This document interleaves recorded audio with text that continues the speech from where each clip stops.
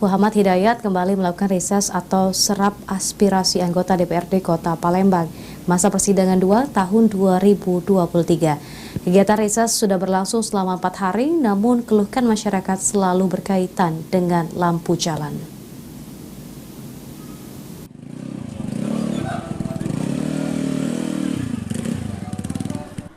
Muhammad Hidayat kembali melakukan reses atau serap aspirasi masa persidangan 2 tahun 2023. Dalam agenda reses perorangan anggota DPRD Kota Palembang, kegiatan reses sudah berlangsung selama 4 hari.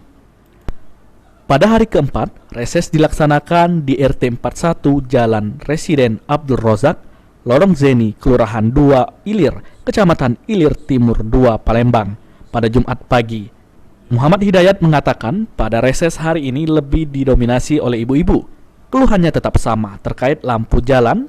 Oleh sebab itu, di setiap resesnya, Muhammad Hidayat fokus pada keluhan masyarakat terkait dengan lampu jalan.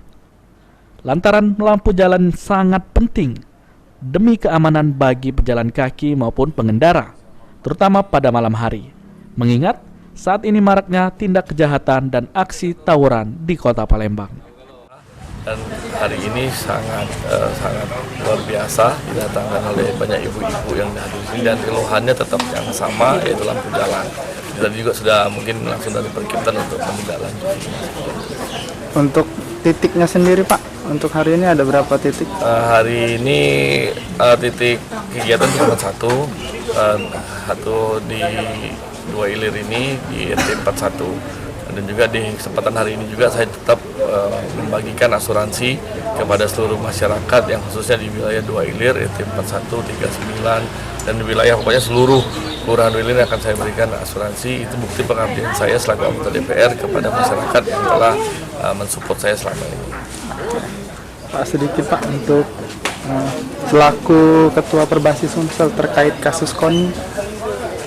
Langsung pisah kayaknya. Oke. Muhammad Hidayat menambahkan di setiap reses masa persidangan 2 tahun 2023 selalu membagikan asuransi kepada masyarakat, khususnya di wilayah 2 Ilir. Pemberian asuransi tersebut diberikan Muhammad Hidayat menggunakan anggaran pribadi. Hal tersebut sebagai bentuk pengabdian dirinya kepada masyarakat yang telah mendukung dirinya selama ini. Eki Saputra,